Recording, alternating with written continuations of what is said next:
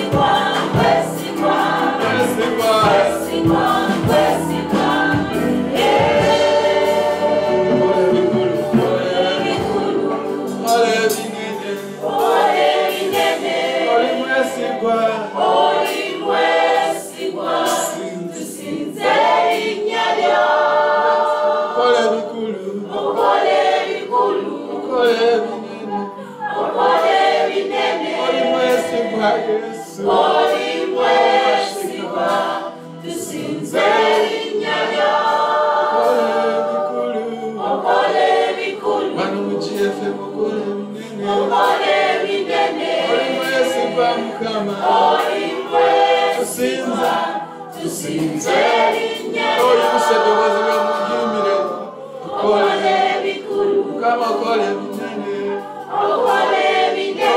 Mu bulamu bwo Mukama akola. Oyibuse eddoboozi lyo musinze kati. Okole bikulu. Okole bikulu, Okole binene. okole binene. Mwesigwa. Oli mwesigwa, Mwesigwa. linnya lyo. Okole bikulu. Okole Okole binene. okole binene. Oli mwesigwa. Oli mwesigwa, tusinze linnya lyo.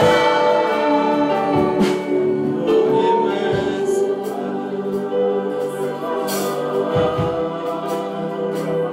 Oli mwesigwa, tusinze linnya lyo.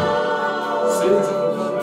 Oli mwesigwa, Sinza, sinza, sinza, sinza Yesu. oli mwesigwa, tusinze linnya lyo. Oh, sinza Mukama. Sinza Yesu. Mwesigwa, Oh, mashika. Oh, shaka Mukama. Oh, oli mwesigwa, tusinze linnya lyo. sinza Mukama. Oli mwesigwa. Oli mwesigwa,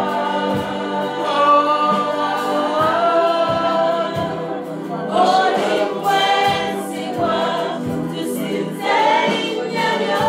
Oli mwesigwa. Oli mwesigwa, Oh, sinza, sinza Yesu. Oh, mashika. Ali mwesigwa. oli mwesigwa, tusinze linnya lyo. Okole bikulu. Okole bikulu, Okole binene. okole binene. Tukwesiga Mukama. Oli mwesigwa, tusinze linnya lyo. Okole bikulu. Okole bikulu, Okole binene. okole binene. Oli mwesigwa. Oli mwesigwa, tusinze linnya lyo. Okole bikulu. Okole bikulu, Mukama akole bikulu mu bulamu. okole binene. Oh, Mukama akole bikulu. Oli mwesigwa, tusinze linnya lyo. Kifo gy'okola mu Mukama akole bikulu. GFM Mukama akole bikulu. Tukwesiga Yesu.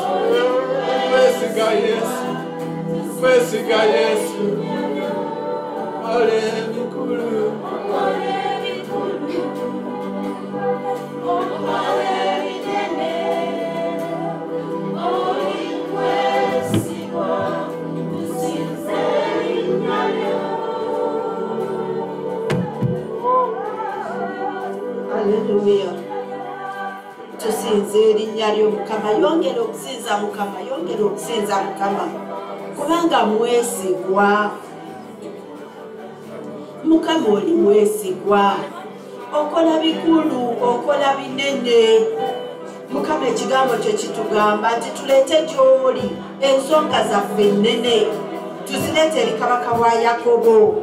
Mukama waffe wewekka akola ebikulu, gwokola ebitasoboka.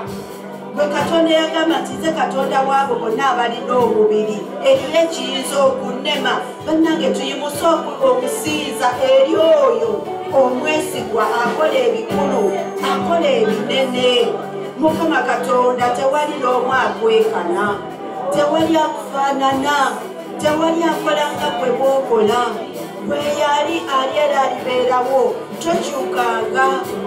Ogulumizibwe Katonda w'abakatonda, gwe Katonda w'abantu bonna, omufuzi w'abafuzi, pulezidenti w'abapulezidenti. Oli mukulu, oli munene, okola bikulu. Ekitiibwa n'ettendo tubikuddisa. Oli mukulu, weewaawo osaanidde. Gwe Katonda atenkanika, ensi yonna ekuvunamira tukuvunamya Mukama twatula nti oli mukulu oli munene Katonda abeerera emirembe gyonna Katonda atudde mu butaliiwo tewali alinga gwe Mukama waffe tukusinza tukugulumiza tukutendereza emirembe gyonna mu linnya lya Yesu Kristo ow'amaanyi era omulamu amiina.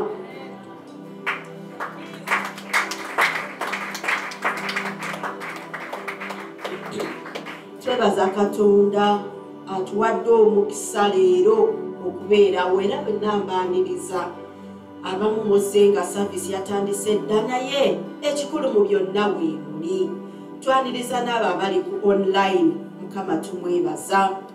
Tugenda kusooka n'okusabira eggwanga lyaffe. Twetaaga eggwanga lino okutambulira mu Katonda. Twetaaga okuba nga tuli abantu abalina okutya Katonda abeewaayo okumuweereza. Tusabire eggwanga n'ebirala njagenda mbyongerako nga tusabire eggwanga. Katonda omulungi omuyinza wa byonna tukwebaza olw'eggwanga lyaffe Uganda.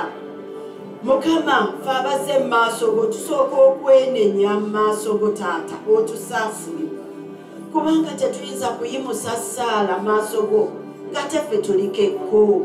Kyetuva tusaba Kitaffe omulungi otusaasire otusonyiwe. Tusonyiwe obutali butuukirivu bwaffe ffe abali wano. Tusonyiwe obutali butuukirivu bwaffe ng'eggwanga erya Uganda. Tusonyiwe ebitateredde okuwa bakatonda abalala ekifo kyo tusonyiwe. Twenenya mu maaso go Mukama. Twenenya okuyiwa omusaayi gwe tulaba. Obutatya Katonda obujjudde mu ggwanga Taata tusonyiwe. Okumanyira Katonda ne tubanga tetukyakuwa emitima gyaffe gyonna. Kyokka nga Mukama onoonya abakusinza mwoyo ne mazima. Mukama tukusaba otusaasirenga eggwanga lya Uganda. Mukama Taata twegayirira eggwanga lino liteekeko omukono gwo. Mukama twagala gwoba obeera kulembera abakulembeze baffe bawa amagezi okukulembera n'amagezi ate n'okuwa ekitiibwa ekikugwanidde kubanga Mukama ekigambo kyo kigamba nti eggwanga lirina emirembe lirina essanyu lirina emikisa lirina Katonda wabwe nga ye mukulembeze. Twesigamye kugweka kubanga gweka gye tunaddukira. Eggwanga lino Mukama tuliteeka mu maaso go. Ekonomi yaffe Mukama gweka ayinza ogitereeza ebyenfuna. Mukama Taata yingira mu ggwanga lino otereeza ebyasoba Mukama wange. Tumanyi Mukama nti bingi obitukoledde era tekitwala ng'ekya bulijjo tukwebaza neera tukusaba Mukama n'ebitateredde bikoleko obitereeze. Mukama twesigamye ku ggwe tusabire abakkiriza ffenna. Ekiseera kino tulaba nga abantu badda mu kuweereza bakatonda abalala. Naffe abaalokoka nga waliwo okunafuwa okunnyogoga okuddirira naye tubadde n'okuyigirizibwa okwewala bannabbi ab'obulimba. Tusabe ffe abakkiriza tuleme kubula naye n'abantu abalala basobole okutta eri Katonda n'abali mu kuweereza bannabbi b'obulimba batte eri Katonda. Katonda omulungi omuyinza wa byonna watugamba Yesu nti n'abo bonna bannabbi ab'obulimba balijja n'otuwabula nti naye tubeere nga twetegese nga tulaba Mukama Katonda tuleme okubuzaabuzibwa kubanga n'abakkiriza bangu bakubuzaabuzibwa. Naye Kitaffe omulungi twesabira tusaba Mukama amaaso ag'okulaba ag'omwoyo tuwe Mukama omutima ogugondera omwoyo omutukuvu okuwulira nga kyagamba tuleme okubula n'okubuzaabuzibwa. Ogenda mu bannabbi ab'obulimba tusabira bangi abali mu makanisa eyo Mukama nga bagoye bannabbi ab'obulimba bangi bagenda ku byoto ne Mukama ng'ebyoto ebimu tebiriimu Katonda bali mu byabwe. Mukama Taata tubasikayo Mukama ekigambo kyo kigamba nti abantu bo tubasikeyo okuva mu muliro. Mukama tubasikayo n'essaala zaffe omwoyo omutukuvu basikeyo badde eri Katonda tukuweereze mwoyo ne mazima. Ababadde okubula ababadde okwongera Mukama Taata wabeerewo okugoberera ekigambo kyo abatali kwongeramu abatali kukituulako. Mukama Katonda twesigamye ku ggwe twongere okusabira obugabirizi. Twetaaga okumaliriza ekkanisa. Ekkanisa yaffe twakitandika twebaza Mukama atuusizza ku ekyo twongere okusabira Mukama atusobozese okukimaliriza. Katonda agabirira gwe wennyini eyatandika omulimu ate Mukama gw'ogumaliriza. mukama ekigambo kyo kigamba nti mukama bw'atazimba nnyumba abazimba bazimbira bwereere. Mukama tetuyinza kwegulumiza nti amaanyi gaffe ge gazimbye oba ge gatutusizaawo, naye mukono gwo kyetuva tusaba kitaffe omulungi otusobozese okwewaayo twongere mu okuzimba yeekaalu yaffe eyo, ekkanisa yaffe tusobole ogimaliriza mukama wange. Era kitaffe omulungi gwe nannyini feeza nannyini zaabu, omanyi mukama abangi baagala okuba nga baba tebalina, mukama bagabirire. Ate abangi balina naye beerabidde, mukama tuwe okumalirira n'okujjukira. Mukama taata tumanyi nti byonna bisobolwa kubanga gwakola mu ffe. Tubadde mu mwezi ogwa Juuni tubadde tusabira famire, amaka, twongere okusabira famire. Mukama Katonda azingire muli omukufaana famire gyavaamu, tuziimuse zonna mukama eyeyinza okwegenda buli nesabire famire zonna mukama azibeeremu. Kitaffe omulungi omuyinza wa byonna, tukwebaza olwa buli famire, buli omukufe gyavaamu wano. Tukwebaza mukama Katonda kubanga buli omukuffe watumanya tera mu maka ago mwe tulizaalibwa. Kyetuva tusaba kitaffe omulungi famire zaffe ziseeko omukono gwo. Ababadde tebalina Katonda baweereze Katonda. Famire ezimu ze tuvaamu zirimu obusamize, kitaffe ezimu zirimu okwagala Katonda naye ng'emitima giri wala, abalala bannaddiini mu ddiini. Ne kitaffe famire zaffe tuzisabira zingiremu zibeere mukama. Tubadde tusabira famire nezaffe zino wayinza okubaamu ebitateredde, kitaffe omulungi gwoba otereeza, gwoba oleeta okuwonya abadde obutakkanya, ababadde obutategeeragana oba abaana nga babadde boonooneka. Kitange gwoba ozingiramu otereeza ebibadde bisobye. Ate nayo tukwebaza olw'ebyo ebigenda obulungi. Era mukama okusinga ennyo famire zaffe zibeeremu okutya Katonda. Ekirala tusabire abaana baffe nabo babeere n'okutya Katonda. Sitaani alwana, asinga kulwana amanyi nti abakulu Katonda tumumanyi naye abaana tebannanywera. Tubasabire Katonda abanywezi babeere n'okutya Katonda. Katonda omulungi omuyinza wa byonna, abaana baffe byebirabo bye watuwa. Abaana baffe mukama tubawonga gy'oli nate. Mukama taata bonna tubasabira babeere n'okutya Katonda mukama. Baleme kubeera bezi nga basabi bajabuzi bakyakikoowa, ne babeere abanaamanya Katonda okuyiga n'okutegeera era ebigambo byo n'amateeka go gawandiikibwe ku mitima gyabwe. Babeere nga bakuweereza gwe Katonda omulamu. Mukama wange abaana baffe abamu bayinza okuba ng'ab'ebisiyaga baabatwala, twendenya ku lwabwe. Ne mukama tubasabira tubasikayo olw'omusaayi gwo mukama taata. Abaana baffe abamu bakyawa ekkanisa, ne mukama tubasikayo baagale Katonda. Tubasabira mukama Katonda bangi tebakyali ku bya mukama, balabanga byabakadde. Ne mukama Katonda tubasikayo badde eri Katonda. Abamu bali mu kunywa omwenge, abalala bali mu bya birala. N'ekitange omulungi gwe tewali kikulema. Katonda akola ebitasoboka. Ekigambo kyo kigamba nti n'omutima gwa kabaka guli mu mikono gyo mukama, n'emitima gy'abaana baffe giri mu mikono gyo. Gikyuse kidde eri obutuukirivu mukama. Twagala ffenna wamu tuyimirira mu maaso go okunamulondo namulondo oyo mukama Katonda nga ffenna tusandeka tetuliko bbala yadde olufunyiro mu maaso go. Wamu ffenna n'abaana baffe n'eŋŋanda zaffe n'emikwano gyaffe ne balirwana baffe n'abantu abalala bonna tukwesigamyeko mukama, kuba tumanyi nti owulidde essaala zaffe. Ekitiibwa n'ettendo tubikuddiza mukama, era mukama essaala zaffe tuzibikako omusaayi gwo mukama, ozituukirize. Ebyo ne bye tutasabidde naye mukama byonna obimanyi. Tukkiriza mukama nti ekigambo kyo kigamba kyotuwa okusukuluma bye tusaba ne bye tulowooza mukama, n'ebyo byonna obikoleko mu linnya eddungi erya mukama waffe Yesu Kristo. Amiina. Weewaawo twebaza mukama Katonda, muyinza okutuulako. Twebaza mukama Katonda atuwadde omukisa okujja olunaku lwa leero. Neebaza abakwaya bannange batuka okuweereza naye batandika mu wiiki, ffe tujja lwa Sande naye bo batandika okweteekateeka ng'ekiseera nga n'olwa Sande terunnatuuka. Tubeebaza mukama abawe omukisa.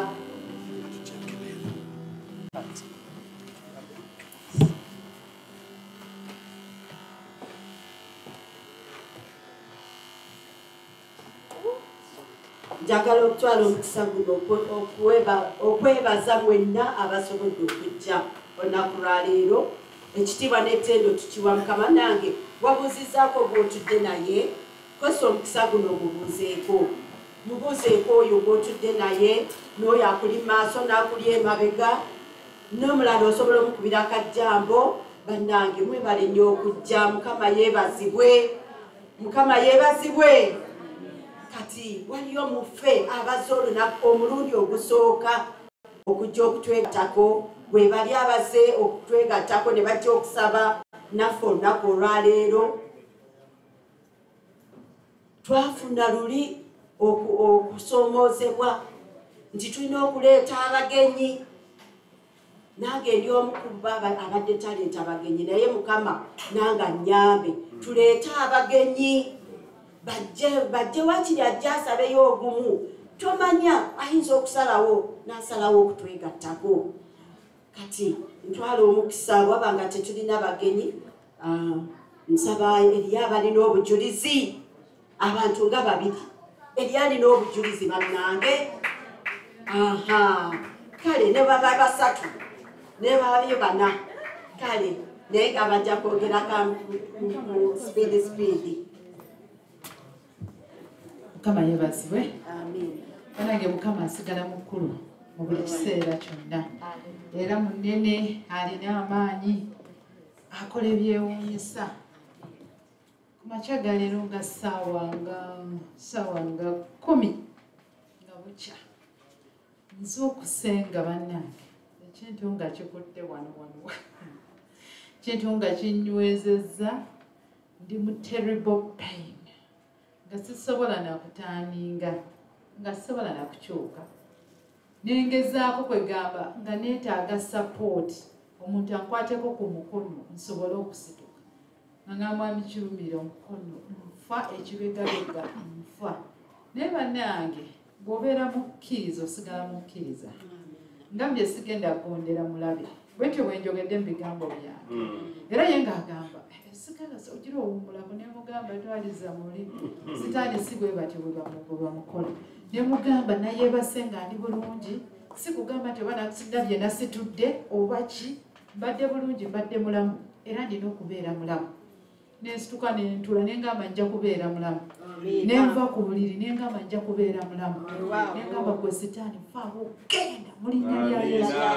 Nentandika mpola omukono nengukozesa, ngenza okulaba ekibadde kikutte obulamu bwange nga kitadde.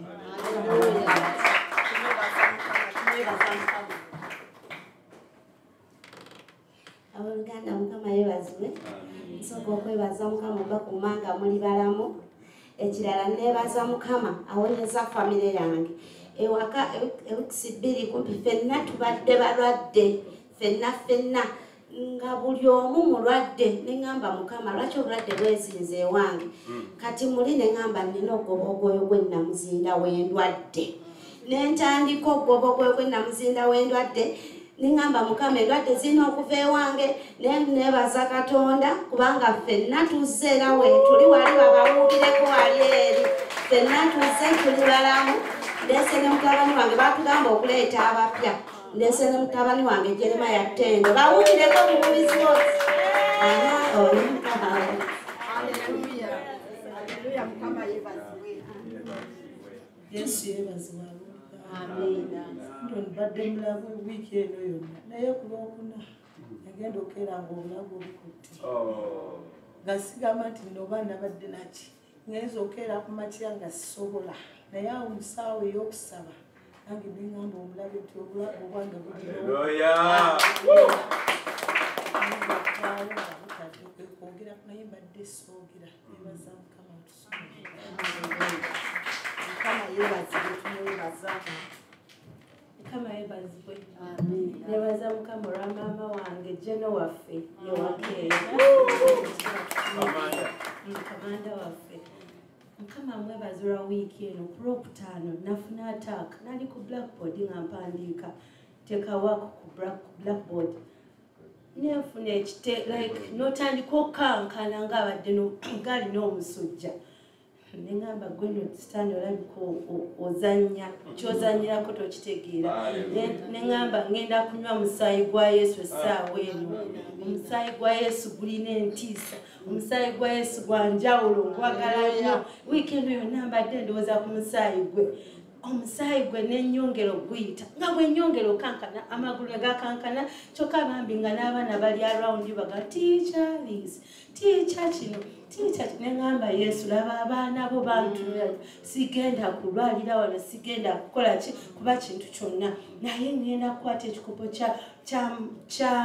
kya caayi wano nteekemu omusaayi gwa ngenda kuyiwamu omusaayi gwa yesu abooluganda nanywa omusaayi gwa yesu gwagenda okutuuka olw'eggulu nga nsambira waggulu nga jjanze ekitiibwa nkyebaliza mukigiza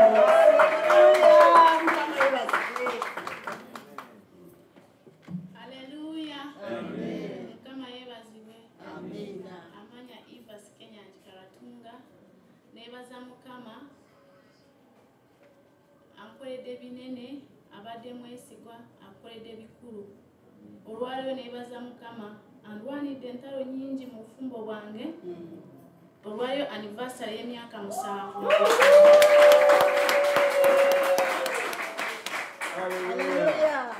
omwaka ogwasooka mu bufumbo ekiro kyafukanga kiwanvu n'olunaku nolufukanga buwanvu nenzirayo wa mukama nebuuza mukama gwe wayogera mu bufumbo bwa butuufu naye mukama yali mwesigwa nanziramu awo nenywera nemba mukazi alwana entalo naye sinza azirwanye katonda yandwanidde entalo za buli kika andwanidde entalo nezesimanyi n'alwana n'entalo z'obugumba emyaka yasooka naye sirinabo mwana nga n'omulabe yagamba gweno gwe muligenda waate mwifuna mwana alina mu bufumbo mujja kubeera awo naye katonda kuba mwesigwa n'atujeerayo abaana n'aleetayo abawala n'abalenzi mu myaka 7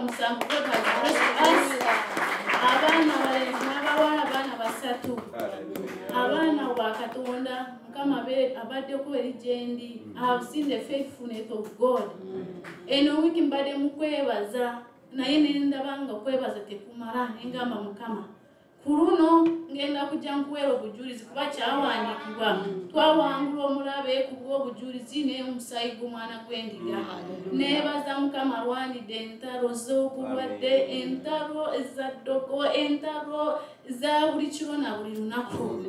Sirina kyenyinza kuweereza mukama naye mukama waliyo oluyimba olugamba nga abadde w'amaanyi gyendi, abadde w'amaanyi, abadde omulwani w'entalo, abadde lwazi, abadde obwekwekubwange. Has been my refuge, my fortress, my rock.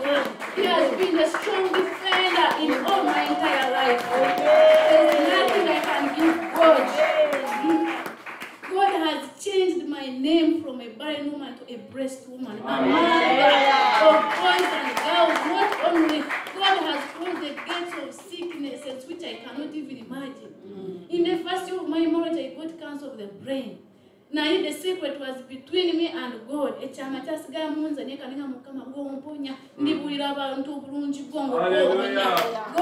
been my healer, has been Jehovah Rapha in my life, in my family, in my children, in my household. If it wasn't God, my enemies would have swallowed me alive. But because He's faithful, when I talk about faith, you people, maybe you just hear about it, but me, I have seen it by experience. This week I was meditating about the faithfulness of God. It is unmeasurable. You cannot measure it. There's no man on earth, not even who could fight what He has done for me. I have a lot I can speak about God, but because of time, today I decided to come and testify. Tonight, this night was not easy for me.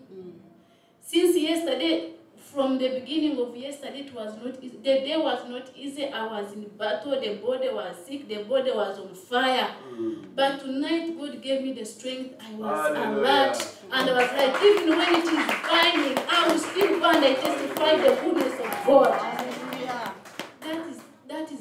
God is great. God is faithful forever. He has been the pillar in my marriage. If he wasn't, I wouldn't be there. But the word he spoke in the beginning, he told me, you are a blessed woman, you shall never be deserted. So I thank God that he's still faithful. He's a promise keeper. He's a covenant keeper. He has not let me down. I have not been ashamed. Instead, his name has been glorified in my life. Thank you so much. I give glory to God. Today I'm thanking God. God has built my marriage. God has been in my house. Even when things are falling, things would turn and go normal. I thank God. Even when I do not know, for him is all knowing and is all powerful. I give praise to God. Today is the 7th year of my marriage. The seven, it has significances in life.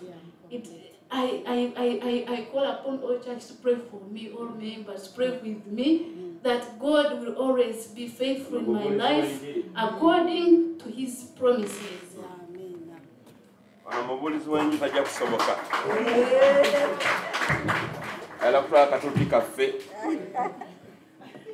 Amen. Abakadde b'ekkanisa baliwa Musumba Kirumira Jangu, Dikoni Kirumira Jangu n'omukyala wo Mukyemuje. Baliwa beeyongeddeyo?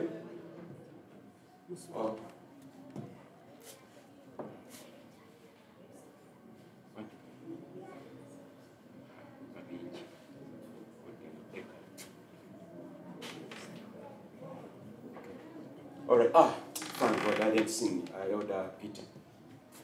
We want to pray. Twagala okusabira Luganda. Ivas ngakwebaza Katonda emyaka 7 gyamaze mu bufumbo butukuvu. Mumugamba obufumbo tebuwooma buwooma. Mukama yebazibwe. Esolo kyo mulaba abulwanyisa nnyo naye twebaza Mukama nti ye mulungi era asigala nga twagala era nga w'amaanyi. Unpatient suicide issues. What issues? She was also going to give a testimony for the How short will that be? Okay. Kale, nawe wobujulisibwa tusabire mulungi gumu.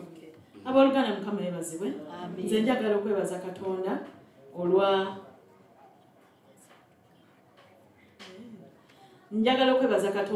olwa asaanidde kakati asaanidde aliko olugero oluwanvu naye obudde bugenze. Nzijukira nga amaze senior 6 nayimirira wano eno nga lusa tuzigomyewo nenangirira okulangirira mulimu amaanyi nti tewali university nakola ki mwami Seruga nagamba ekyo ngoyogedde kinene naye nga nze manya amaanyi agali mu kyo. Kati bwe twatuka okusaba universities omwana n'agamba nze njagala Makerere University. Kati awo bwesigwa awe bugira netusaba Makerere University yokka netusigala ku mavivi yokka bweti okwesiga Katonda temuli kuswazibwa okosa jjo. Omwana nampereza message nti mami bampise Makerere University. Mukama yebazibwe. Bwesiga Mukama toswazibwa. Mukama yebazibwe. Ekyasaanidde kiwedde. Nze nina Yesu yanjigiriza okwebaza nga sinaba nakola ki nga sinaba nakufuna. Kati olwaleero nyimirira wano bambi olwakwagala kwe kisaache omwana oyo mumumanyi ayimirira ano n'ayimbira Katonda naye olwaleero lwe lunaku nga balina mulonda nga head girl Center High Main Campus era mbadde ntudde wali omwami mutukuvu n'angamba nedda kisaache ampeereza tumuweeyo tumusabire kubanga batandika kulonda leero ku nkya y'olwaleero. Mukama yebazibwe.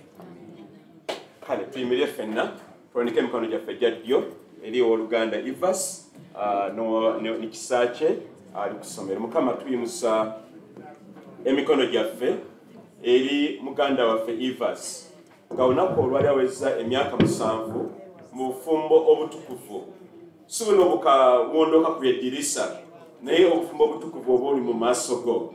Mukama nga omuddo bw'agambye nti olwanye entalo nnyingi okoze ebyamagero bingi okoze ebinene bingi kati ayimiridde wano Mukama okwebaza ayi Mukama okuuma amaka ge okuuma obufumbo bwe ayi Mukama n'endagaano gye yalagana n'omwami we Pawulo tukwebaza Mukama nti obakuumye. Bali batawana n'obufumbo ayi Mukama nga timuli mu mwana nga bagumba naye kaakano balina abaana 3 Mukama tukwebaza gwe akola ebyamagero ayi Mukama nga bajaguza emyaka gino omusanvu Mukama twasaka emikono ng'ekkanisa nga tulangira omukisa gwa Ibulayimu ogwa Isaka ne Yakobo Mukama gwe babeereko ayi Mukama bafune okuganja okwenjawulo Yesu babeere obulamu obulungi ayi Mukama banywese obulokozi ayi Yesu n'amazima gabeere mu bo ayi Kabaka bakabaka balabe ebyamagero ayi Taata balabe ebyewuunyisa ayi Mukama balabe Mukama okuganja okwewuunyisa ayi Mukama gwe Katonda akola ebyamagero Yesu bawo omukisa bakalutanga Mukama Paulo ne Ivas Mukama obakume ayi Taata n'abaana be n'emirimu gyabwe ayi Mukama obakume ayi Mukama obaagale ayi Yesu tugobe endwadde eri abaana bano Mukama tebajja kulwalanga Yesu bajja kubeeranga balamu era Mukama tulangirira bajja kukula nga bakutya Yesu era bakuweereze ate bamalize n'okusoma ayi Mukama bamale primary bagende mu secondary bagende ku university bakole degree esooka n'eyokubiri Mukama n'eyookusatu Yesu ate abaana bonna bafune obufumo obutukuvu ng'abazadde baabwe bakoze Mukama tukwebaza Yesu era Mukama tulangire mukisa ogw'okuba n'omuddu Ivasi ayongera okubeera omuwanguzi n'omwami we n'ebyo byakola emirimu gyabwe ne bizinesi aba Mukama bagazwe bagaggawale ayi Mukama era bakwagalira bakuweereze Mukama tukwebaza gwe Katonda akola ebyamagero Mukama bwe tukwebaza weegulumiza ate okugulawo n'enzigi ezaali enzigale Mukama kugulawo enzigi n'agaggi ag'ebikomo Mukama ag'ebyuma Yesu baguliwo abaddu ayi Yesu era musala kyeki Mukama tusobola omudduwo twebaza Mukama omudduwo kwagala kwe Mukama nga amakyago olwaleero balonda abakulembeze mu ssomero Mukama yaba abalyamu bannaakendo abeere omwanguzi asukulume ayi Mukama si lwagamba kufuna kifo kyokka naye abeere ekitangala mu ssomero eryo Mukama abeere Mukama omwogezi wo ayi Yesu era Mukama lusaba omwana oyo omuwa okuganja okwenjawulo ayi Kabaka Mukama tusaba abaana baffe bali mu masomero obakuume ayi Mukama bagende mu maaso Yesu basome bulungi ayi Taata babeere mitwe si mikira babeere waggulu si wansi babeere bakulembeze si abakulemberwa ayi Mukama tuba omwana omukisa Mukama omuyambe ayi Kabaka bakabaka era Mukama mukuume kati Mukama tukwebaza Yesu tifenna ng'abazadde fenna nga mama ne bataata oba abantu oli mu kkanisa muno Yesu otuwa omukisa ogwo twongere okulaba ebyamagero Mukama buli kinoma ali makati gaffe Yesu ng'alina ekyetaago kyonna tukiteeka mu maaso go nti Mukama otuwa obuwanguzi tubeere nga tulaba ebyamagero ebyo Yesu gwe byagala tulabe Yesu Mukama tukwebaza ne mutomani waffe agenze ku University Makerere Mukama muwa omukisa Yesu school fees ejja kubula Mukama tusaba Mukama zirabika akole bachelors ye akole masters akole ne PhD era Mukama fubisere ebituufu afumbya awase omukyalo mulungi mu kkanisa munayi Mukama era Mukama mu kkanisa mutulangirira obufumo obutukuvu nti abatanaba kufumbirwa n'abatanaba kuwasa bafune bannaabwe abatuukirivu nabo bayingire mu bufumo obutukuvu Mukama tukwebaza mu linnya lya Yesu Kristo mukafu mutusabidde amina Mukama bwenye omukisa amina mukwate amina agwa n'amafuta haleluya kama yebazwe tukutendereza Yesu oli mwana gwandika omusa gwogunaziza bebaza Yesu omulozi Yesu obugalo Yesu oli mwana gwandika omusa gwogunaziza bebaza Yesu omulozi Yesu tukutendereza Yesu oli mwana gwandika omusa gwogunaziza bebaza Yesu omulozi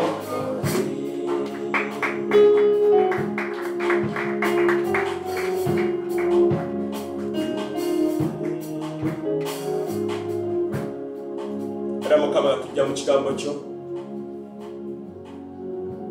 Mukama ntaako omwoyo omutukuvu Yesu, omwoyo w'amazima, omwoyo w'okutegeera, omwoyo w'amafuta ayi Mukama. Mukama mbeere akamwako mu kaseera kano Yesu. Sikwogera byange naye okwogera ebibyo. Mukama tubeere nonga ekkanisa twongera okunyweza okukkiriza kwaffe tusobola okugenda mu ggulu. Era Mukama tungera okwaya abooluganda abali mu kutambula mu biseera bino. Odasamba Gonza, Dubai, adde Tanzania. Mukama kwate ennyonyi ogitukume bulungi eno gyatambulira mu Yesu. Era adde ku bwabo benga mulamu era nga mulungi. Ne muganda waffe Ssennyonjo ali mu lugendo kati agenda Russia mu Moscow. Naye Mukama tumutika mikono gyo. Naye Mukama atambule bulungi. N'omukyala wange agende China. Olugolo lwayo Mukama tusaba. Era naye Mukama atambule bulungi. N'abanganda zaffe bonna bava mu bitundu by'eggwanga nabo batambuse bulungi. Mukama tukwebaza Yesu. Mukama era nga tugenda n'okujaguza emyaka 7 ng'ekkanisa. Ku Sunday ensema y'omwezi guno.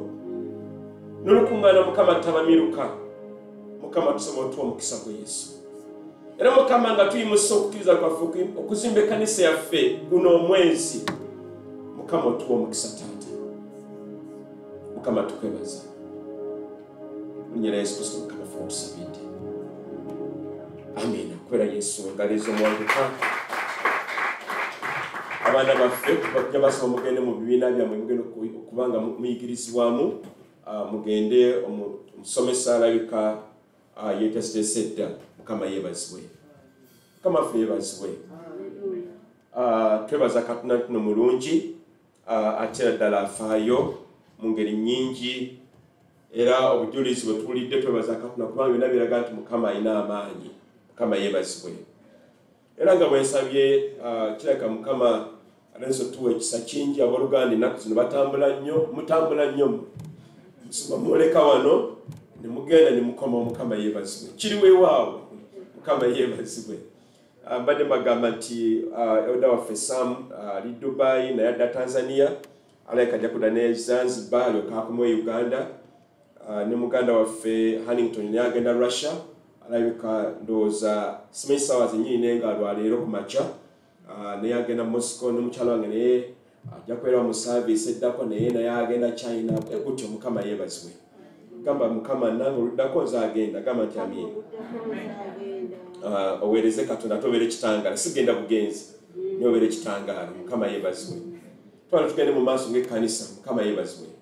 Nti bye tukola bivaamu ebirungi, bye tukola bivaamu ebirungi. Twenga tugenda mu maaso ng'ekkanisa. Ngera bwe bagambye Sunday ennaku z'omwezi 30 tujja kuba tujaganya emyaka 7 ng'ekkanisa. Tujja kubeera n'olukuŋŋaana wano olw'amaanyi gaggadde wamu n'olukuŋŋaana olwatabamiruka lwe bayita AGM mu Luzungu. Mukama yeebazibwe. Tulaba nti ebiseera bijja kuba birungi nnyo.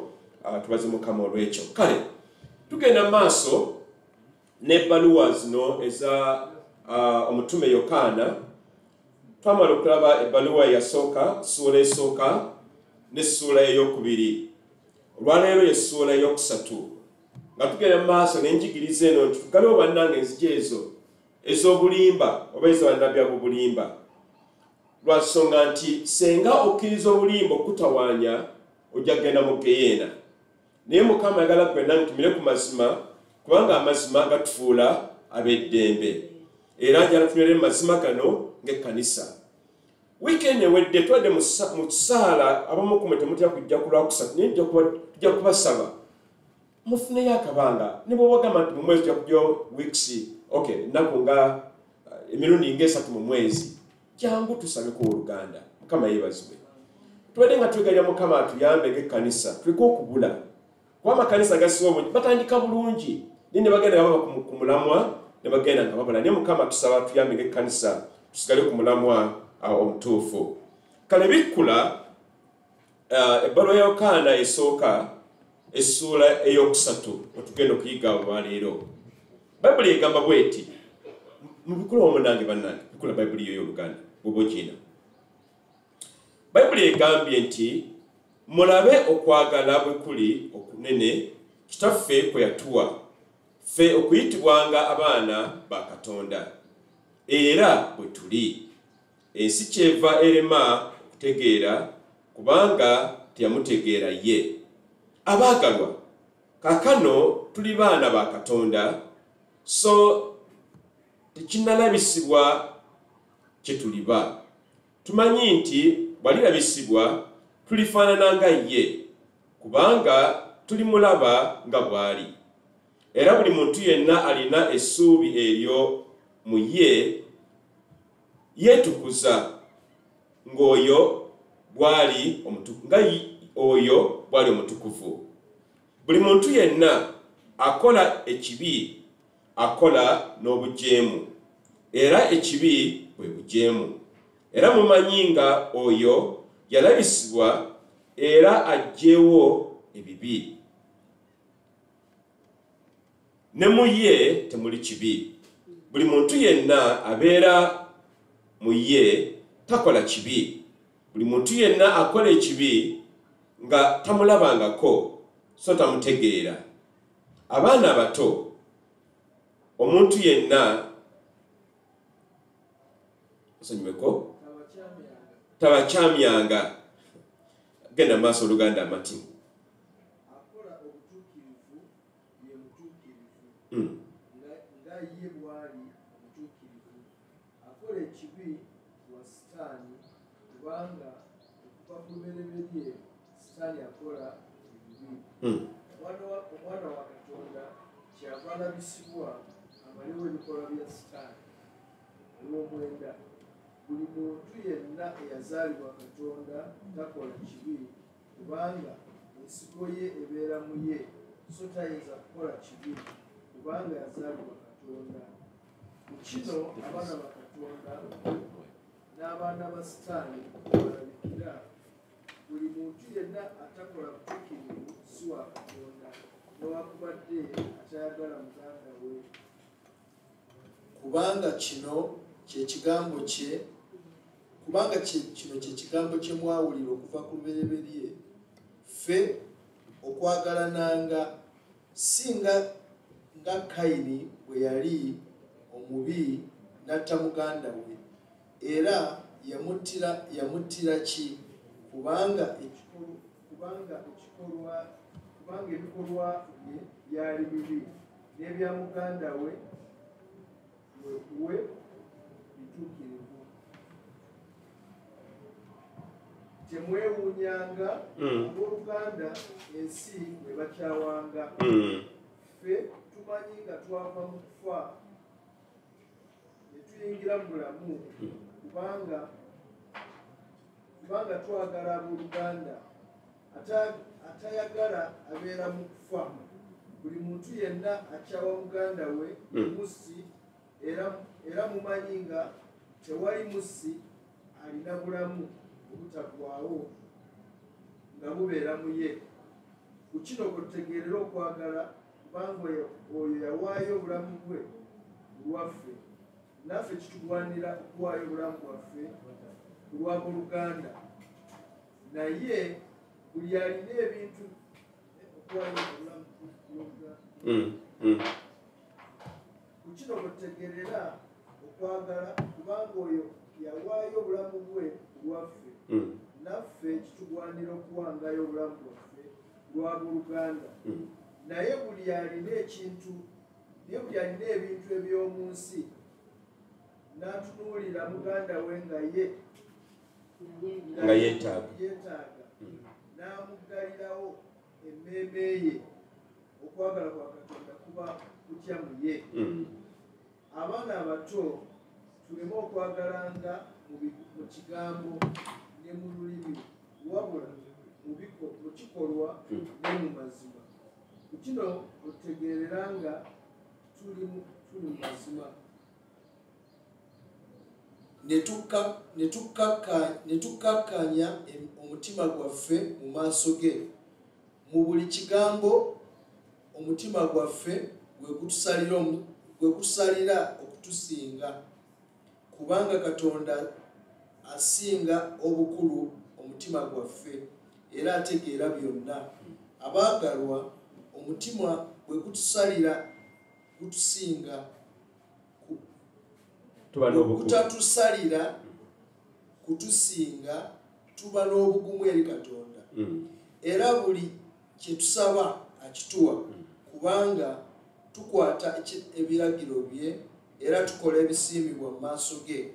Na kino kye kiragiro kye tukkirize erinnya ery'omwana we Yesu Kristo era twagalanenga nga bwe yatuwa ekiragiro, era akwata ebiragiro bye abeera mu ye naye mu ye. Era ku kino kwetutegeerera ng'abeera mu ffe olw'omwoyo gwe yatuwa. Amina. Obale nnyo Oluganda Martin otusomera obulungi bw'otyo. Twebaza Katonda nti omusajja ono Yokana yali nga awandiika ebbaluwa eno eri abatukuvu. Abatukuvu be baliwa? Abatukuvu be bantu abakkiriza Kristo ng'omulokozi waabwe era nga ebintu bye boogera ne bye bakola oba ne bye balowooza nabyo bitukuvu. Kakati omusajja ono Pawulo awandiika ebbaluwa eno nga agezaako okuwakanya bannabbi b'obulimba baali bagamba nti Katonda tayagala. Bo baali bagamba nti Katonda ono gwe mukkiriza ono ali mu ggulu si wannamaddala, si mwesimbu era temumwesiganga, naye mwesinga ffe bye tukola ffe ng'abantu eri abantu n'abantu. Kati Yokana n'abagamba nedda, Katonda gwe twagala ono ye kwagala. Era essula eno yonna nga bwe tugenda ogiyitamu yonna esimba ennyo essira ku nsonga y'okwagala. Okwagala kintu kikulu nnyo nga bwe tukimanyi. Era kuno ne tukiramu ng'ekkanisa eyaffe oya GFM oba core values, okwagala ye nnono esookera ddala tulina okuba twagalananga. Lwaki? Kubanga Mukama Katonda atwagala. Nabbi obulimba bagamba Katonda tayagala, Yesu lwaki obonaabona n'otawaana ne kino ne kiri. Naye nga ne kiri nti wadde nga oluusi tugezesebwa ogezebwa ku Mukama kwatuleka tuyitemu kuyamba ffe tusobole okukula mu bye twagala okukola. Kiringanga bw'obanga otabudde eŋŋaano nga ogenda okufumba omugaati oba okukola chapati. Bw'omala okukola eŋŋaano eyo n'ogigattagatta n'ogikanda n'ogiteekaawo tevaamu kyoyagala, si bwe kiri bannange, naye evaamu etya nga ogitadde ku muliro. Omuliro nno si mwangu, naye eŋŋaano bw'eyita mu muliro ogwo efuukamu kyoyagala ebeere. Kiringanga ne tanuulu eya bulooka. Bulooka batozeseza zino nanga ez'ettaka tezivaamu kiri awo. Ne bwe ziyita mu muliro ziguma ne zinywera ne zifuuka ekyomuwendo nga bwe kirina okubeerera. Kati mu nsonga y'emu naffe ebitugezesebwa bituyamba okukula mu kukkiriza tumanya Katonda. Ne mu byonna ebyo Mukama Katonda era ye abanga atwagala. Etteeka lya Katonda ng'eri Abakristaayo kwagala Mukama ne bennyina batulinaanye. Bwe tuba nga twakkiriza Kristo, okwagala Mukama Katonda waffe y'emu ku mateeka agasinga obukulu ennyo gye tuli. N'okwagala abo batulinaanye oba mirwana gyaffe gituli okumpi. Kati Mukama yatukoowoola ffe ng'abakkiriza twagalanenga, tubeerenga tufaayo eri buli munnaffe muntu akulinaanye oba gw'otula naye abajja mu kkanisa. Obeerenga otwala obuvunaanyizibwa n'ogamba waayi Michael no simulabyeko weekend, Michael yaali atya. Era Oluganda bazze wano anti nengamba bannaye twamukubira badde kasimu emamba tusaba tusaasire tubadde na bingi badde bitutawaanya. Bannange no ne muganda waffe yabadde mu komera ne yavuddeyo Oluganda Kate, twebaza Katonda olw'ekyo. Olwo bali lukalo lwalwo lwelukalusinziggu ne twebaza Mukama nti yavuddeyo Kate mu komera. Gamba biba bingi byenkwatira nabyo oluusi na bwe tuweereza nabo, naye gwe nga gwe ng'omuntu naawe ani gw'oyagala, ani gw'ofaako, ani gw'ogamba Oluganda yowaye obadde otya ennaku zo sikyakulabako. Tubasaba Sande yaggwa neyaddako nenjala kukuba kusimuka manye embeera gy'olimu. twagala nenga bannange. Kati anyway, Yakobo omusajja ono brother Yokana ayogera ku nsonga ey'okwagala era ffe kitugwanidde okwagala Katonda. Naye kino kankisekesera, bw'oba oyagala Katonda n'okwonoona toyonoona. Kubanga oba omutya oba omwagala, bw'oba oyagala omuntu oba maama wo oba taata wo toyinza mukola bubi. Bannange si kiri, oba omwami oba omusajja oba omukyala gw'oyagala toyinza mukosa kubanga oba omwagala, kubanga obulumi bwe nawe bujja kubanga bukukosa. Kati mu ngeri y'emu bwe twagala Katonda tuva ku kibi. Kati bo bannabbi obulimba bagamba ekibi si kikulu.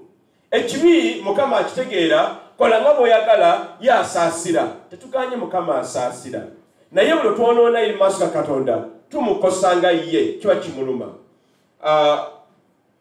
Waliwo akatabo ke mbadde nsoma wiiki eno kakwata kuba bano ekkanisa ya Fanero, nga bo bagamba abafanero nti omubiri si kikulu, omwoyo kye kikulu.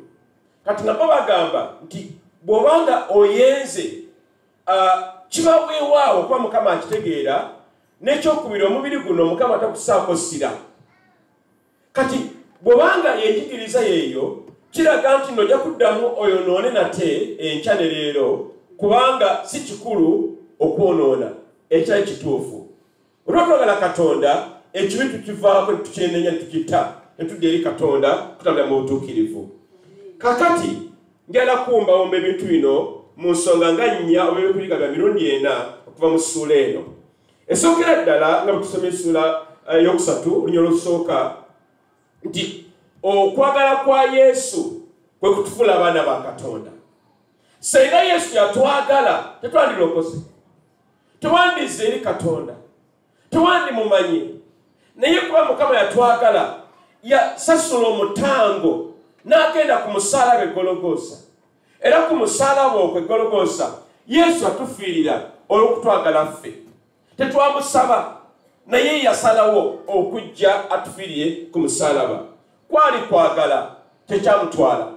Era kati bw'olaba bo bannabbi ab'obulimba bye bakola, ebintu ebyo bakola ne babuulira binoogo biri ne balimba ne banyaga ssente z'abantu, si kwagala okwo naye kuba mululu. Mu Luganda bagweta omulugube, kuba mulugube.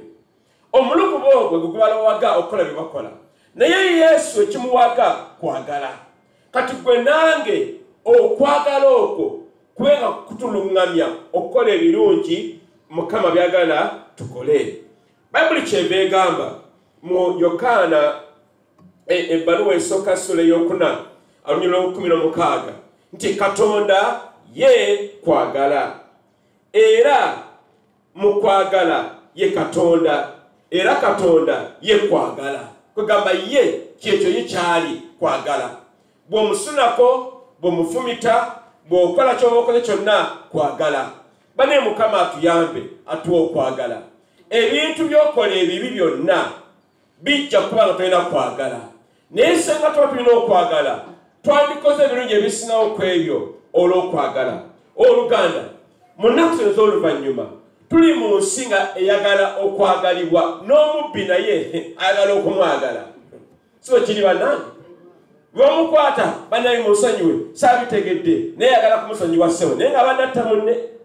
Mukama bannange atusaasire tulage amaanyi ag'okwagala. Waliwo entalo nnyingi ezirwanirwa mu mawanga mangi, ne baleeta emmundu ne bazuka n'ebiringa ebyo, naye teriiyo kyakulwanyisa kisinga kwagala. Mukama yeebazibwe.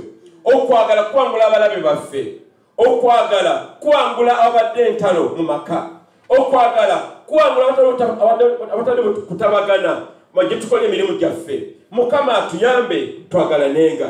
Yokana 3:16 egamba nti Mukama bwe yagala ensi eno n'okuwaayo nawe mwana omu Yesu Kristo, nti oyo amukkiriza aleke okubula naye bino obulamu obutaggwaawo. Kwali kwagala.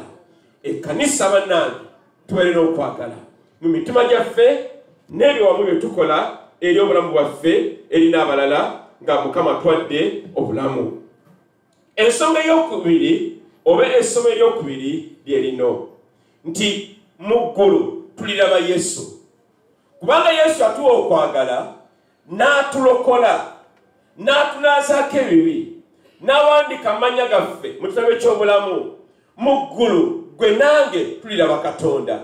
Abooluganda, teriiyo kirabo kisinga ekyo okuba nti nno tugenda kulaba Katonda. Bannange, tuli mu nsi ng'ensi nzibu nnyo.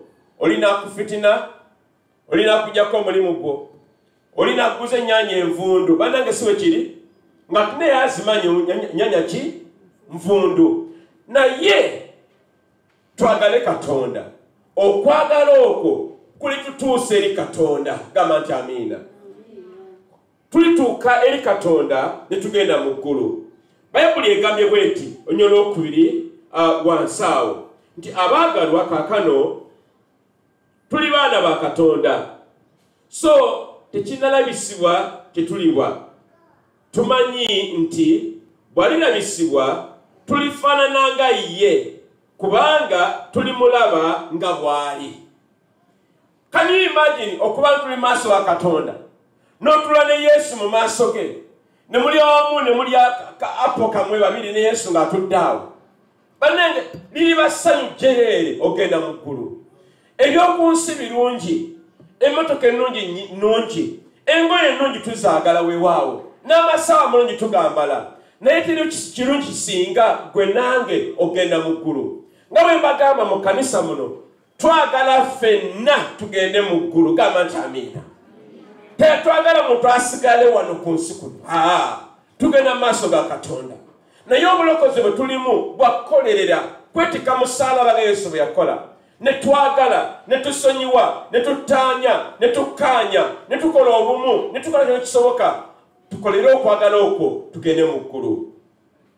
Tuliraba Yesu Kristo ono omulokozi. Era kuno kwe kusuubiza okuyina amaanyi amangi osaba okusinga okusuubiza okulala kwonna. Kaakano kitugwanidde gwe nange okubeera abatuukirivu maaso ga Katonda. Mukama Katonda mutukuvu, era mu ye temuliimu kibi wadde okwonna kwonna. Kiringa nga bange nga agenda kufumbwa. Teriiyo mugole bo babuuza abali wano abaafumbirwa bonna eyagenda ku mbaga ye nga addugadde. Bannange, kiri kituufu? Eri yagenda ku mbaga nga gawuni eringaga bwetyo? Nga gawuni efaanana bwetyo? Ye amuwasa tabeera mutumba ava kumusingako. N'ogenda kuyeka ku wotaali nga omugole afaanana bw'ati. Bane Mukama atuyambe tubeere batukuvu. Kati Yesu ye mwami waffe, ye baffe. Ekkanisa ye mugole. Gw'oli mugole wa Yesu. Gamba ndi mugole wa Yesu. Kakati obanga oli mugole nange nga ndi mugole, tusinga kugenda mu maaso ga Katonda nga tufaanana ng'omugole oyo. Simiki yaliko Mukama amusaasire, oba ekyamulega nange sikimanyi, oba yakikola lwa ffujjo nange sikimanyi, naye omugole w'ekika ekyo tayinza kuwasibwa wadde okugattibwa. Era kino kankyogere bwe nti bw'obanga ojja okugattibwa mu kkanisa muno n'ojja bw'otyo, tujja kugoba mu kkanisa. Weeyongereyo mpola mpola. Ogenda abagatta abaddugala bwe batyo. Kakati ekibi bannange bwe kityo bwe kibeera. Era ekibi ekyo si kyangu nnyo okusembera eri Katonda. Naye Mukama atukoowoola twenaazeeko ekibi tusobole okugenda mu ggulu. Kubanga ekirigana abantu ogenda mu ggulu kiriba kibi, si kirala kyonna. Ekibi, obutendenya, obutakola bya butuukirivu. Ensonga ey'okusatu oba essomo eryokusatu leba mu ssuula muno nti Mukama atuyita a call to genuine godly love. Okuyitibwa okwagala kw'obwa Katonda. Mukama atuyita nti okwagala kwaffe kubeere okwagala okutaliimu buyinike oba okutaliimu bintu era byonna. Naye okwagala kuno okw'ekimmemmette. Era Mukama naye kweyeesiga. N'owanika emikono n'ogamba Mukama nkwagala naye ng'akwesiga. Bw'obanga oli mufumbo obanga bakwanako obanga bakwanako, omulimbo omumanya mangu. Baleka bali bakwanyeko oba bakwanako. Omufere mumanya mangu. manyono okwagala ayogera n'ebigambo ayina byanonya birala Mukama yeebazibwe naye twogera kwagala kuno nga Mukama naye akimanyi mu mutima gwe nti omwagalira ddala gwe.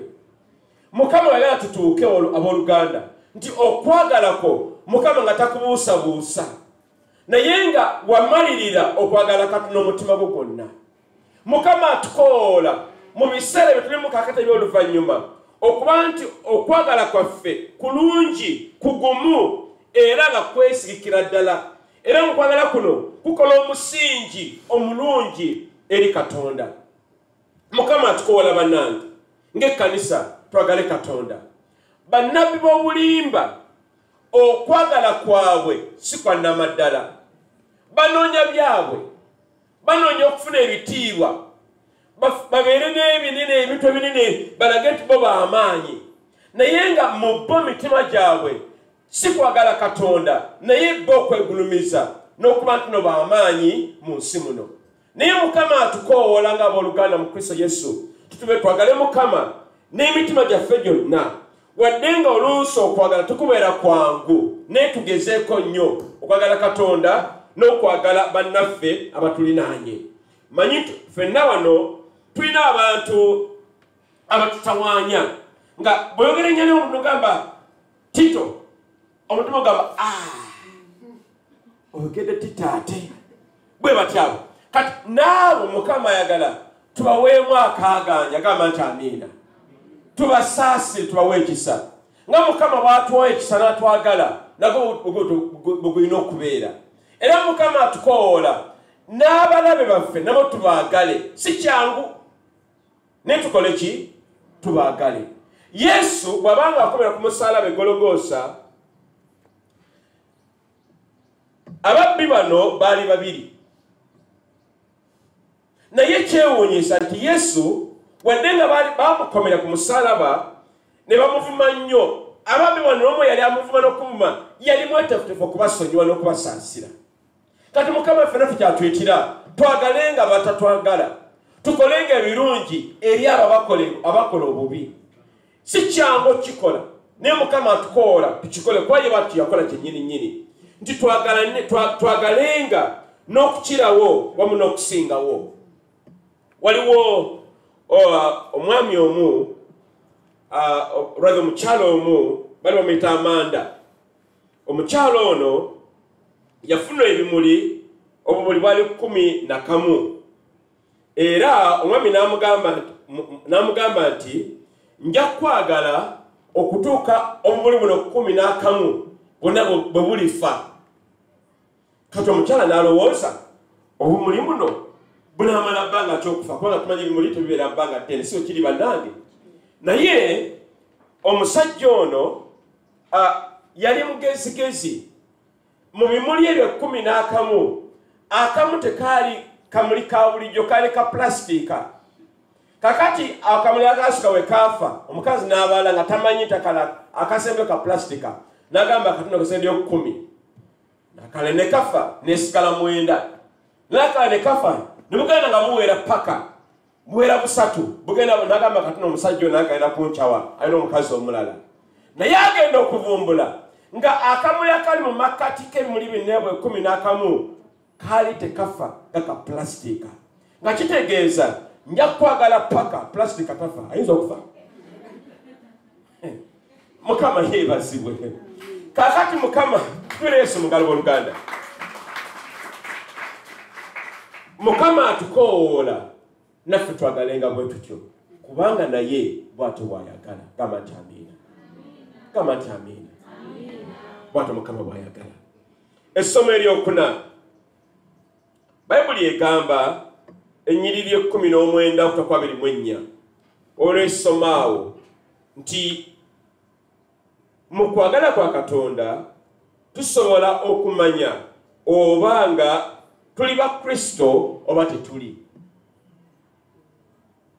Kyangu nnyo okumanya oba oli wa Kristo oba tokola ki oba toli. Kiringanga ogamba nti va ku bazungu bano abagwenyufu otamanya oba musajja oba mukazi nefe abali wano oyinza okumanya nti oli mukazi sibo ki eri abakazi abatakakasa bulungi tujja kussako emikono w'Oluganda oba nga oli musajja naye nga tokakasa nti oba oli musajja kati mu kwagala Yesu Kristo tusobola okukakasa bulungi oba twalokoka oba nedda oba tumwagala oba nedda oba tumumanyi oba nedda mulimu okukakasa okwo kakati bannabbi b'obulimba bo ebiseera ebisinga obungi tebakakasa nsonga eno ey'obulokozi bababuusabuusa naye mazima Mukama njagala oba tanjagala ne babeera bwe batyo naye twebaze Katonda nti mu Kristo Yesu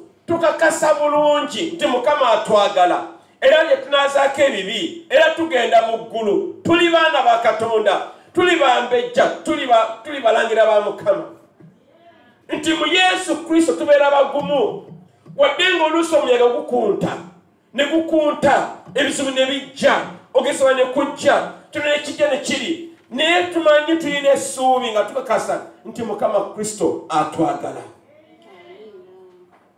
bwebanga baziwano olwaleero nga oyise mu mbeera nga nzibu nnyo nga tokyakakasa oba Mukama akyamanyira erinnya lyo kakasa Mukama akwagala embeera zoyitamu si saalubeerera za kiseera buseera tugumire mu Yesu ye mwesigwa ayinza okulwawo weewaawo naye ajja kumala aveeyo ebiseera ebisinga obungi twagala kagwirawo naye tebitebeera bwe bityo bw'osinga ebijanjaalo olwaleero n'okera ku makya nga ebijanjaalo bikuze nga biruusa okungulibwa wabeerawo ekizibu si bwe kiri teri bijanjaalo bikulibwa mu nnaku lumu tekisoboka naye bitwala akabanga wadde nga birwawo bimala ne bikula ne bituuka ekiseera nga birina okukungulibwa kati Mukama naye atwagala era n'okwagala kwe kubeerera bannange tugume tubuzaabuzibwa na bannabbi ba bulimba bo baffeere babbi nga bwe nabagamba bannabbi b'obulimba balina ebintu byonna bye bakola bonna ku kigambo kya Katonda abamu bakigattako oba bakitoolako ne bakigabanya oluusi bakikubisamu mirundi egiwera emingi ekiteetaagisa beekendereze tokkiriza bya bulimba nakulimbalimba nakudyekadyeka naye manya amazima ng'owooluganda mu Kristo tambulanga ne Bayibuli yo somanga Bayibuli yo buli lunaku Yesu lwaki Bayibuli etugamba ekigambo kya Mukama kitubeerenga mu ffe nti bw'oba owulidde omusajja ono oba omukazi ono ng'ayogera okakasa bulungi ono nno si muntu mulamu ono n'omudduka n'omwetegula n'okukola ekirala mu ssula eno omusajja Yokana akkaatiriza ensonga eno ey'okwagala nga ennono enkulu ennyo bannabbi b'obulimba gye besizaako ese ne bagamba nti Katonda tayagala Katonda mulimba naye ng'ate amazima Katonda tayogera bulimba naye ayogera ebyo ebyobutuukirivu ebimuwa ekitiibwa nga kyanoonya kimu kyokka tudde gy'ali ate oluvannyuma tugende mu ggulu Mukama nsaba ayongera okukuwa omwoyo w'amagezi n'omwoyo w'okwawula Mukama akuyamba obeere nti amaaso go moogi by'owuliriza eri amatu go bibeere nga bye biibyo towuliriza bya bulimba newuliriza ebyamazima kuba mu byo Mukama atuwa essanyu katuyita mu mazima ago njagala okubuuza Oluganda owulidde ebigambo bino byonna naye gwe walokoka oyinza okuba nga obiwulidde nga birungi naye gwe nga gwe omuntu gwe kinnoomu tulina okutuuka okubuuza ekibuuzo ekyo walokoka oba nedda oba tomanyi oba walokoka tulokokanga njagala ekyo kyawulemu ogambe nti sirokokanga naye leero njala kulokoka bwobanga oli mu ttuluba eryo egala okulokoka teeka omukono gwo waggulu tukusabire mu linnya lya Yesu toyinza kugamba nti n'olwenkya wiiki eddako tomanya binaabaawo leero n'enkya naye olwaleero lunaku lwa bulokozi eri omuntu wati bannange kale bwobanga walokoka okakasa bulungi nja tusaba oyimuke ku magulu go atuddemu nate okukkaanya obulokozi bwaffe eri Katonda nja kusaba oyimuke ku magulu go nanokwaya yaffe naye bwejja njagala oyimuse eddoboozi ziwuliza ku maaso go, oyimuse eddoboozi webaze Katonda ekigambo kino eky'olunaku olwaleero. Yokana baluwa ye esooka essula eyokusatu. Gamba Mukama nebaza ekigambo kino kyompa olunaku olwaleero era nkitwala eri obulamu bwange. Genda maaso Luganda, genda maaso. Webaze Mukama olw'ekigambo kino. Mukama mwebaze olw'obulokozi bwe, olw'okwagala kwe okungi okusukkulumye. Zibiriza ku maaso Mukama mwebaze bulungi nga amaaso gategatagana. Mukama mwebaze. Mukama tukwebaza olw'ekigambo ekitukuvu Yesu. Tukwebaza Mukama olw'amazima. Tukwebaza Mukama kubanga singa tegaali mazima twandibulidde ddala. Era Mukama tukwebaza n'okwagala ku Mukama okungi okutaliimu buyinike oba okutaliimu neekwaso ndala zonna. Mukama tukwebaza Yesu. Njagala oddemu osabe nti Mukama nnyamba mbeere mutuukirivu mu maaso go. Bangi tusobya buli lunaku naye Mukama atukoola tubeera abatuukirivu. Ekitegeeza kisoboka okubeera abatuukirivu mu ndowooza zaffe, mu bigambo bye twogera n'ebikola bye tukola. Gamba Mukama nnyamba mbeere mutuukirivu. Genda mu maaso Oluganda. Gwolina okwesabira ebintu by'okola gy'okolera ku mirimu gyo, byonna gy'otambulira, obeera byokola eby'omu bubba toyagala bakumanye. Weetereza Oluganda. Kola Mukama akunazi n'omusaayi gobeere mutuukirivu. Kubanga mu butuukirivu tuliraba Katonda. Atali mutuukirivu talirinnyayo. Mukama tukwebaza.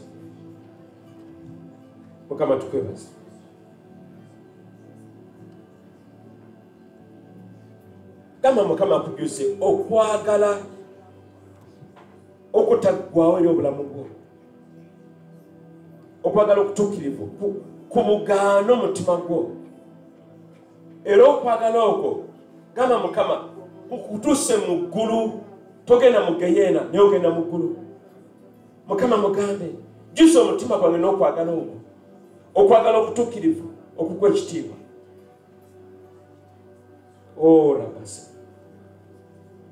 Rabakababa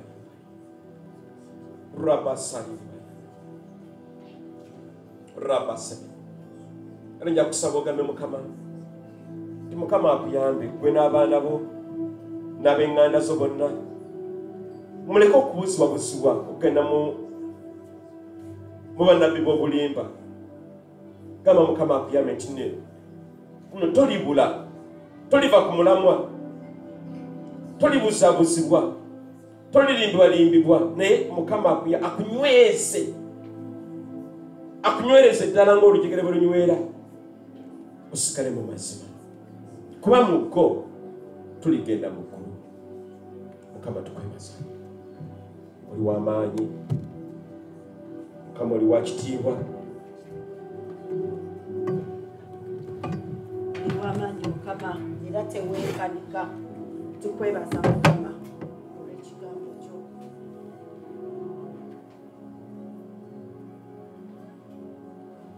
Twebaza Mukama olw'ekigambo kye tuwulidde. Ekigambo kye tuwulidde twebaza Mukama kubanga ayogedde eri obulamu bwaffe okutujjukiza okumwagala ate era n'okuwaayo okuba okwagala abalala. Musobola okutuula. Tugenda mu kiseera eky'okuwaayo eri Mukama. Tugenda kuwaayo abakebezi. Musobola okuleeta obusawo abakebezi nga siraba mukebezi. Ushers, abakebezi ushers. Tugenda kuwaayo emutunula waggulu ku ka TV. Musobola okulaba, tusobola okuweerayo kuwaayo nga tuwa ku banka Centenary. Ate tusobola okuwa mu busawo ne ku mobile money ne merchant code yiyo. Abakebezi musobola okuyitamu. Mu kiseera kyekimu nja kubeera nga nsoma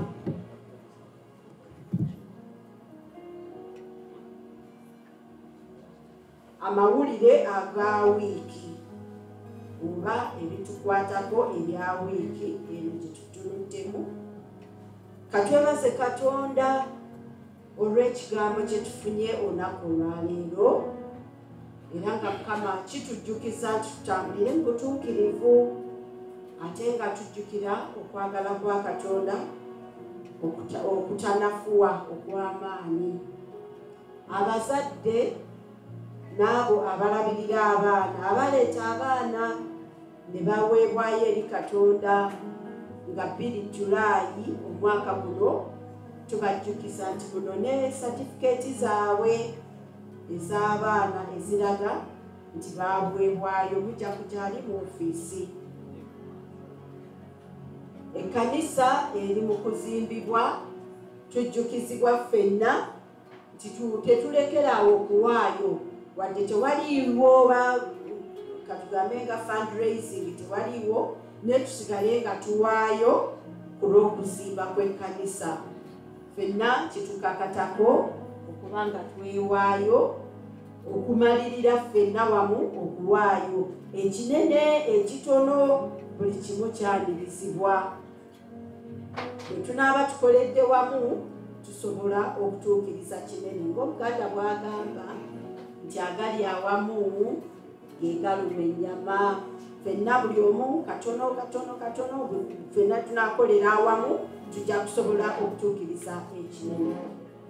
Sande nga Musumba bw'agambye, Sande nga 3 Julaayi ffenna nga GFM tujja kuba tukuza emyaka 7 bannange obugalo eri Mukama, emyaka 7 nga GFM weeri, nga tujjukira obulungi bwa Katonda era n'obwesigwa bwe. Era olunaku lwe lumu tujja kuba n'ettabamiruka yaffe gye tuyita AGM. Kati buli omu ajja kubeerawo, tujja kuba wamu nga tukolera wamu okujjukira olunaku olwo, ate era wamu nga tusanyukira wamu mu saavisi egenda kubeera emu. Tujja kuba tutandika ku ssaawa 3. Tujja kuba tutandika ku ssaawa 3.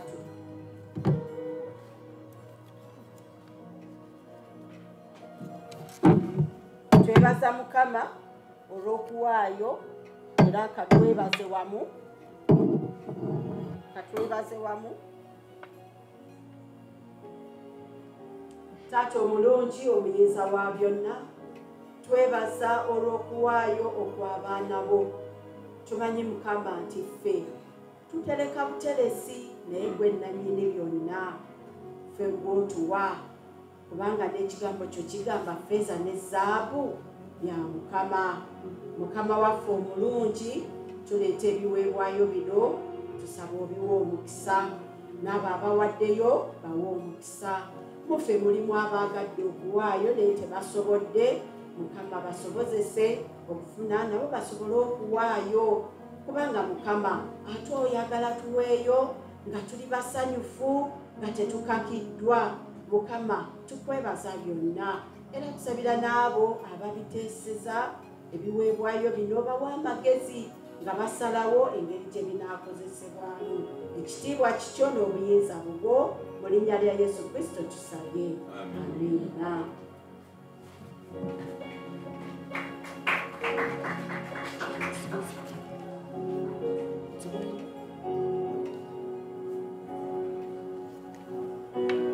Bannange mwebale nnyo okubeerawo mu saavisi yaffe eno. Tubeebaza buli omu. Saavisi eno tugenda